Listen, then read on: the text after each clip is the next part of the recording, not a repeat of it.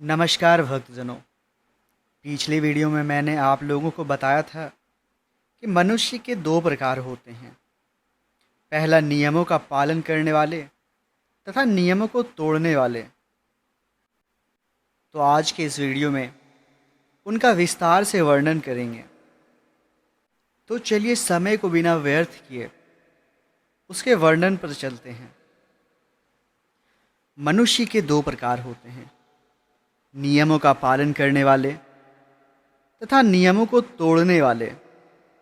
नियमों का पालन करने वाले मनुष्य भी तीन प्रकार के होते हैं, कर्मी, ज्ञानी तथा भक्त।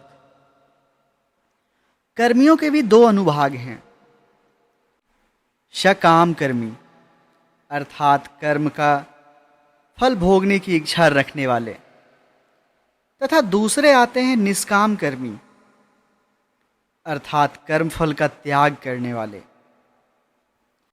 सकाम कर्मी तुच्छ क्षणिक सुख के लोभी होते हैं। वे सांसारिक कार्यों में उन्नति करते हैं और अगले जीवन में स्वर्ग लोक में आनंद भोगते हैं, किंतु यह सारा आनंद अस्थायी है, अतः आत्मा का असली लाभ उन्हें नहीं मिल पाता। भव बंधन कटने पर ही असली नित्य सुख प्राप्त होता है। यह सुख पाना ही आत्मा के हित में है। अतः जो मार्ग आत्मा को इस परम लक्ष्य नित्य दिव्य आनंद की प्राप्ति नहीं करवाता, वह व्यर्थ माना जाता है। जब कर्म कांड का लक्ष्य नित्य आनंद होता है तो वह कर्म योग का रूप धारण करता है। कर्म योग के द्वारा मनुष्य के मन का मैल धुल जाता है और उसे ब्रह्म ज्ञान प्राप्त होता है। तब व्यक्ति परम ब्रह्म के ध्यान में समाधीर होकर भक्ति प्राप्त करता है। कर्म कांड का पालन करने समय कुछ समय के लिए शारीरिक आनंद का त्याग करने का विधान है। इसलिए कर्मी को कभी कभी तपस्वी भी कहा जाता है।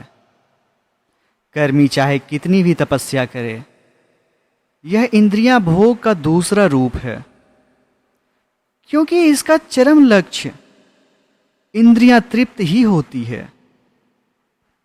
असुर भी अपनी शक्ति बढ़ाने के लिए तपस्या करते हैं, किंतु यह इंद्र तृप्तियां ही है। इंद्र तृप्तियां की लालसा पर विजय प्राप्त कर जीव आसानी से कर्म योग की अवस्था को प्राप्त होता है, जो हर तरह से कल्याणकारी है। केवल ऐसा व्यक्ति ही समाज को लाभ पहुंचा सकता है। कर्मयोगी इस जीवन में जो भी आध्यात्मिक प्रगति करता है, उसका नाश नहीं होता और अगले जीवन में वह वहीं से अपनी यात्रा आरंभ करता है। श्रीमद् भगवद गीता में भगवान श्री कृष्ण टिप्पणी करते हैं, हे अर्जुन, ऐसा जन्म पाकर वह अपने पूर्व जन्म की दिव्य चेतना को पुनः जागृत करता है और वह पूर्ण सफलता पाने के उद्देश्य से आगे प्रगति करने का पुनः प्रयास करता है। असफल योगी अपने अगले जीवन में किसी पवित्र ब्राह्मण के या किसी धनी व्यापारी के परिवार में जन्म ले सकता है। जब हम योग की विफलता की बात करते हैं तो हम कर्म योगियों, ध्यान योगियों तथा ज्ञान योगियों का उल्लेख करते हैं। इन सब में से कर्म योगी शुद्ध भक्त बनने के सबसे निकट होता है, क्योंकि वह अपने कर्मों को पूर्ण पुरुषोत्तम भगवान की सेवा में समर्पित कर चुका होता है। इस तरह कर्म करते हुए धीरे धीरे वह भक्ति योगी बन जाता है। ऐसा योगी सर्वश्रेष्ठ होता है और अन्य सारे योगियों को शिक्षा देने का अधिकार होता है। श्रीमद् भगवद गीता में भगवान श्री कृष्ण कहते हैं, समस्त योगियों में जो योगी अत्यंत श्रद्धापूर्वक मुझे समर्पित है, वह अपने अंतःकरण में वह मेरे विषय में सोचता है और मेरी दिव्य प्रेम भक्ति करता है। वह योग में मुझे अंतरंग रूप से जुड़ा हुआ है और सबसे श्रेष्ठ है। यही मेरा मत है। सकाम कर्मियों की गणना योगियों में नहीं की जा सकती। वास्तविक योगी तो कर्म योगी, ज्ञान योगी, अष्टांग योगी तथा भक्ति योगी है। वे एक ही हैं, यद्यपि नाम भिन्न भिन्न है। योग विधि उस सीढ़ी के समान है जिस पर मनुष्य पर ब्रह्मा के अंतिम लक्ष्य की ओर क्रमशः चढ़ता है। इस सीढ़ी का पहला सोपान निष्काम कर्म है। जब इसमें ज्ञान तथा तप जुड़ जाते हैं तो यह ज्ञान योग बन जाता है,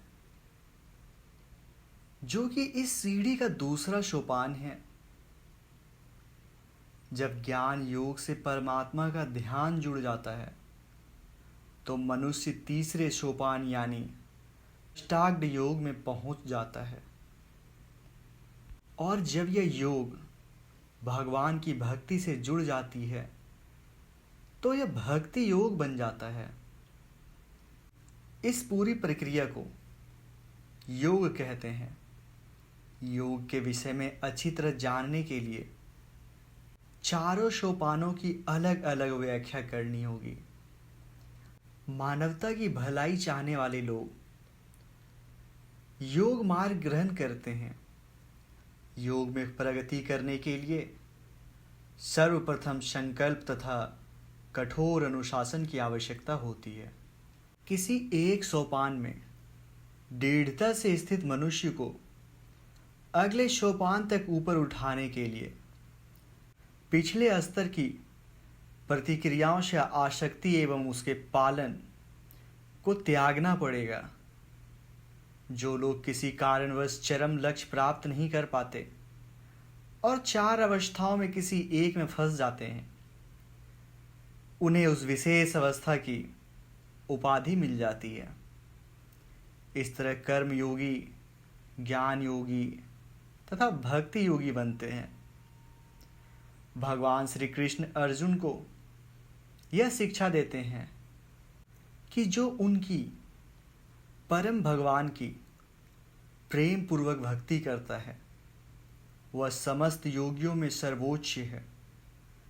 अतः अर्जुन को ऐसे भक्ति योगी बनने का प्रयास करना चाहिए।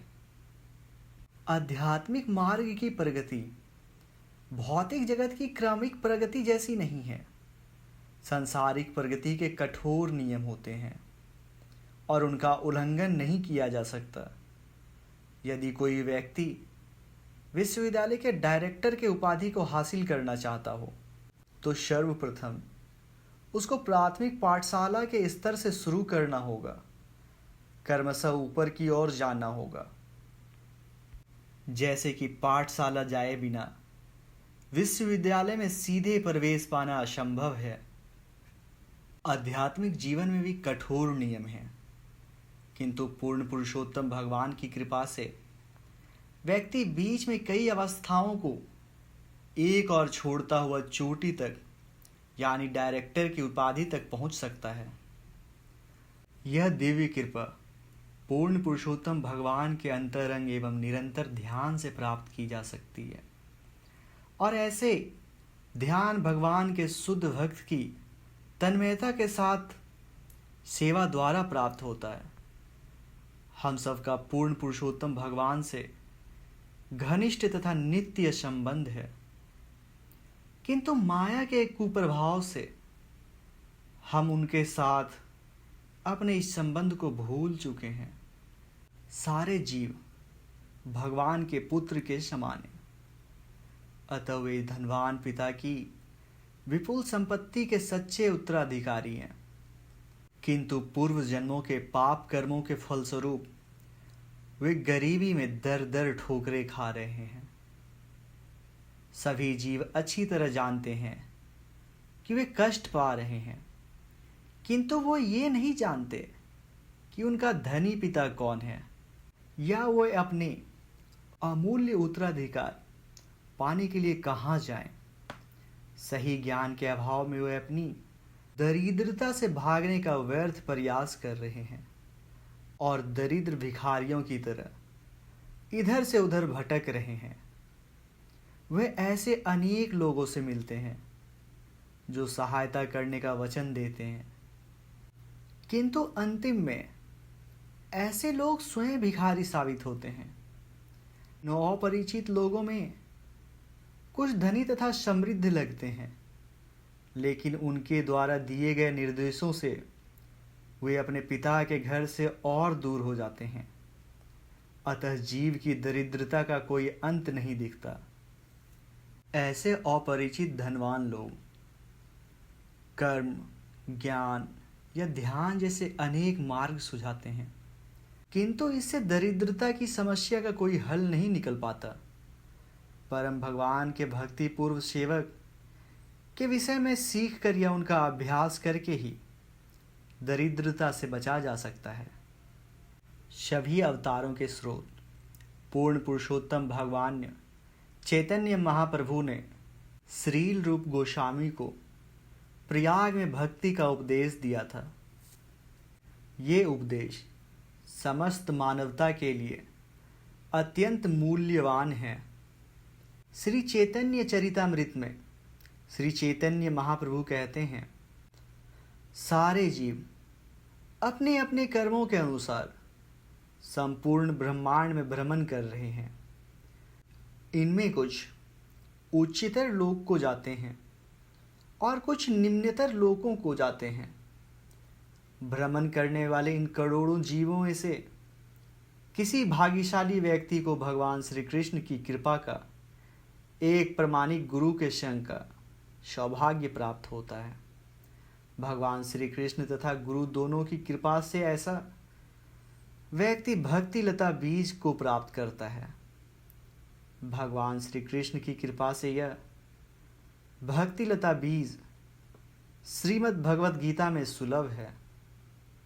भक्ति बीज प्राप्त करने में सामर्थ्य व्यक्ति ही श्रीमद् भागवत गीता के तात्पर्य को समझ सकता है।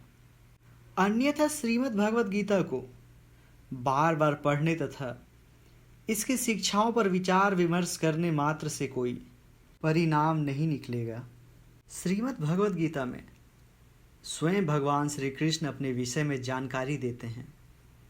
जब कोई साधारण व्यक्ति आत्मकथा लिखता है तो उसे अनेक पुरस्कार मिलते हैं, किंतु जब भगवान स्वयं अपने बारे में लिखते हैं तो दुर्भाग्यवश हम उनकी बात पर पूर्ण विश्वास नहीं करते।